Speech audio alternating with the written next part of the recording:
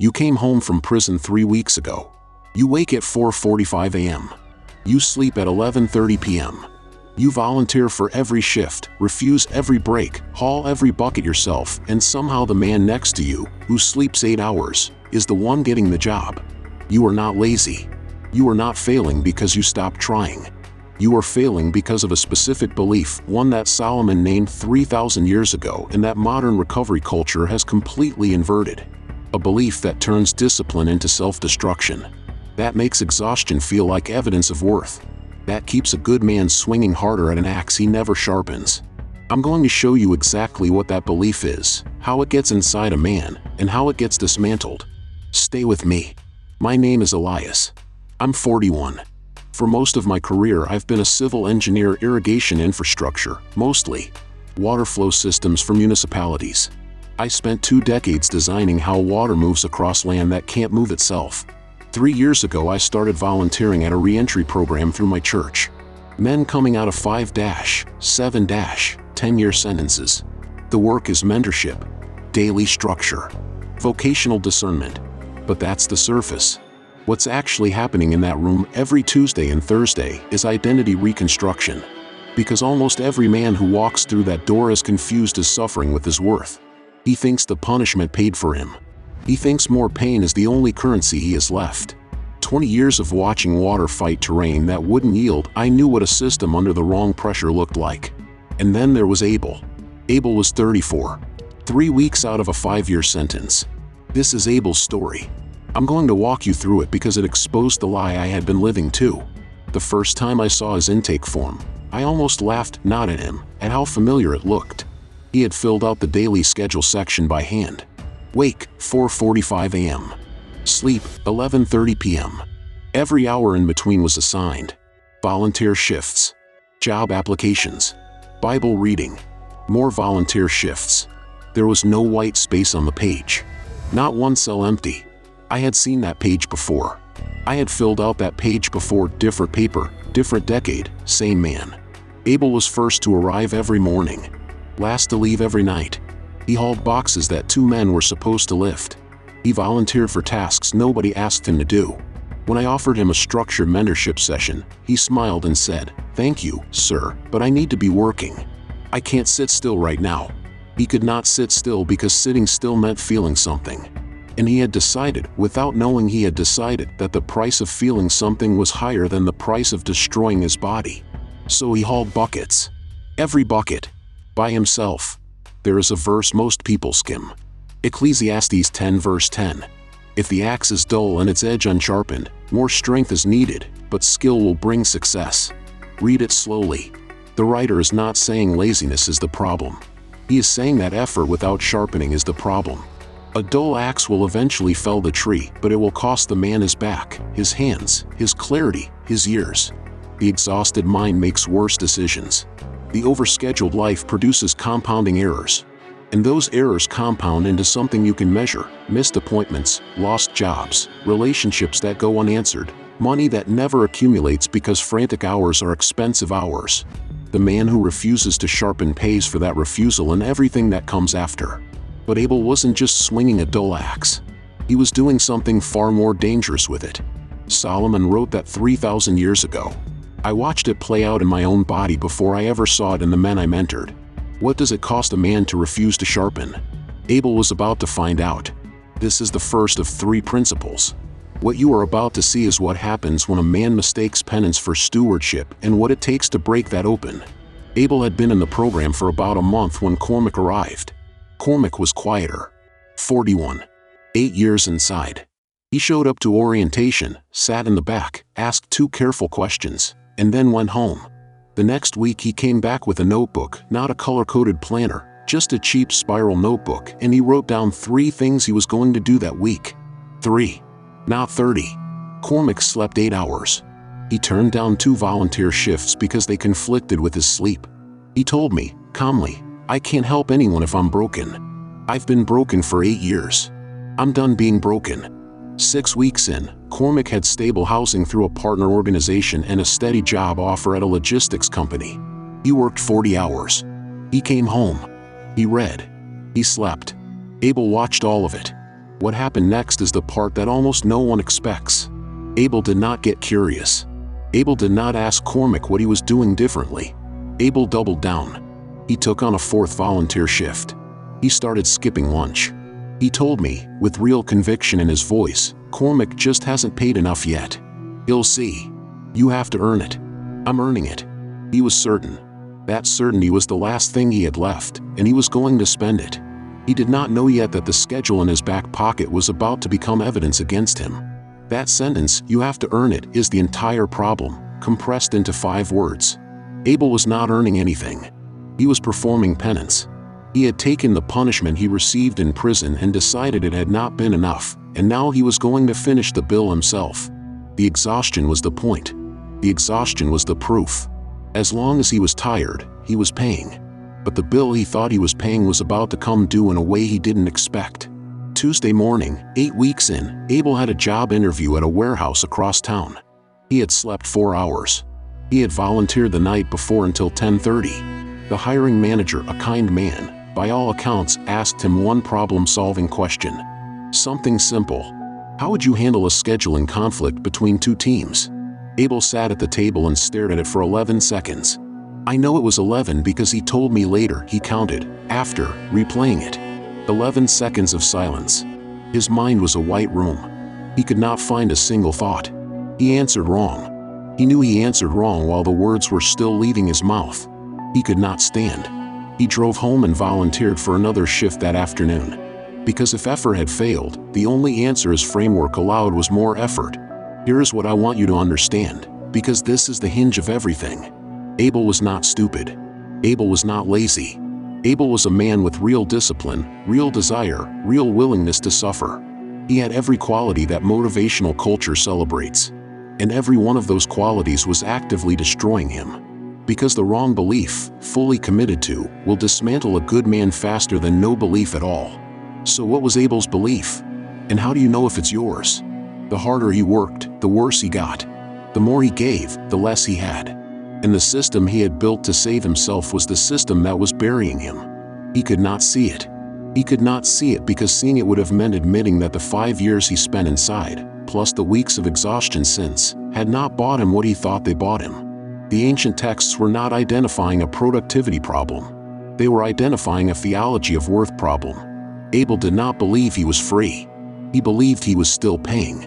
There is a moment in every transformation where a man stops being able to outwork the truth. That moment was waiting for Abel in a beige hallway. It was a Thursday afternoon. Late. The kind of fluorescent light that flattens every color in a room and makes skin look gray. Abel had triple booked himself. 2 volunteer shifts and a mandatory check-in with his parole officer. He had not noticed the conflict because he had stopped checking his schedule in any real way. He was just doing the next thing in front of him, and then the next, and then the next. When the parole officer's office called the program director, Abel had been hauling chairs in a basement. He did not see the missed call. He saw it 3 hours later, along with 16 other texts he had not answered. The program director walked him into her office and closed the door. She did not yell. She told him, gently, what a missed check-in could mean. Potential violation. Potential return. Abel sat in a plastic chair in the hallway after she finished. He could not stand up. In his back pocket was a notebook. He had been carrying it for 6 weeks. A color-coded daily schedule, blue for vocational tasks, green for volunteer shifts, red for appointments, yellow for personal maintenance. Every cell was filled. Not one white margin anywhere, not even the narrow ruled lines between entries. He had treated the schedule itself as proof of his diligence. He had not understood that a schedule with no empty cells is not a tool. It's a wall. He sat in that plastic chair and stared at his phone. 17 unanswered texts. He realized, slowly, that he could not remember what day it was. He knew it was Thursday because the program director had just said so.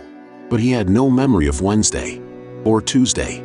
Just a blur of hauling and waking and hauling. And then, and this is the part he could not have planned, he heard his own voice. 3 weeks earlier, he had been mentoring a newer participant about how to apply for jobs. The man had been firing off 30 applications a day, none of them tailored, getting no responses. Abel had told him, you can't outwork a bad system. You have to think first. He heard those words now. In his own voice.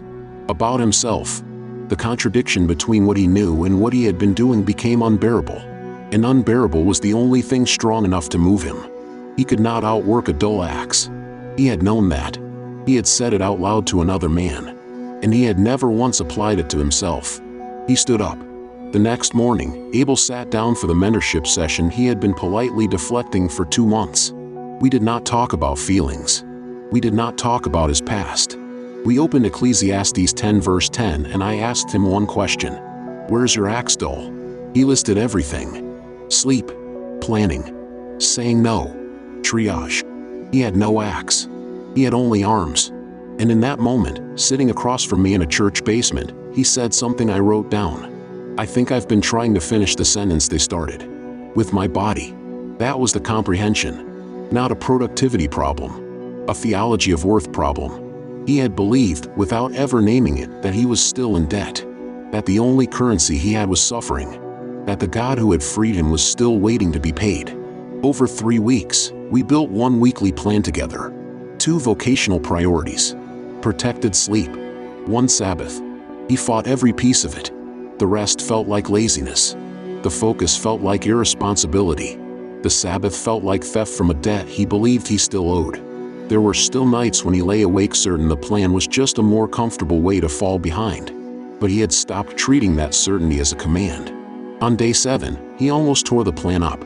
He had been doing well, or trying to, and then a Tuesday morning came where he overslept by 40 minutes and missed his first protected reading block. He sat on the edge of his bed and held the plan in both hands. The old voice was loud. This isn't working. You're falling behind. You need to add the shift back. What stopped him was not resolve. It was a question he asked himself out loud, alone in that room. If I tear this up, what am I going back to? He already knew the answer. He set the plan on the nightstand and got dressed. I had spent 20 years designing systems that moved water without fighting gravity.